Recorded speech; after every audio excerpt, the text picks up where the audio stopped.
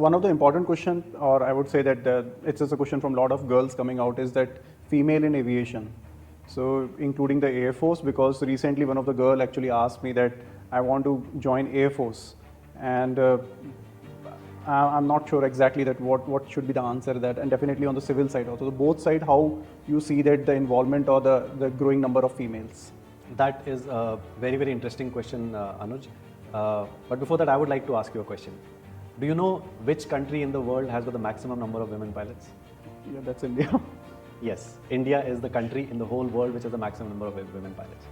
And which airline in the world has got the maximum number of women pilots?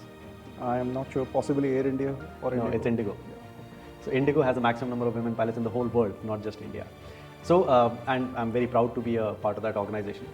And so there is a lot of, I mean, the scope of women in civil aviation is exactly same as male officers. There is absolutely no difference. So you go through the same process, get your CPL, get your type rating, get employed as first officer, upgrade to captain, and so on and so forth. There's absolutely no difference, and there's absolutely no discrimination.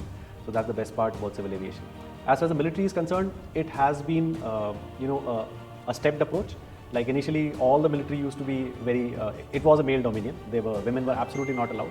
And there came a stage where they started taking women in ground services, which happened quite many years back. And then they gradually said, okay, we can take them in the flying branch also, but we will take them in non-combatant roles, was the outlook of the defense forces. So like for the army, they will not take women as infantry officers because that's a fighting arm. Similarly, in the Air Force, they said, okay, we will take them in the transport stream or the helicopter stream, but we'll not take them in the fighter stream. Okay, but then over the years, even that has changed, and women have started becoming fighter pilots fairly recently, probably less than a decade back. Yeah.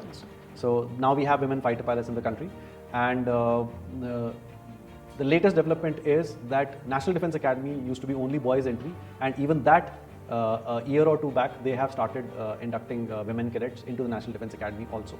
So with that, actually, it kind of puts them in the equal keel as far as the joining the Air Force is also concerned, whether it is through the National Defense Academy or subsequently through the after your graduation, whatever the entry points are.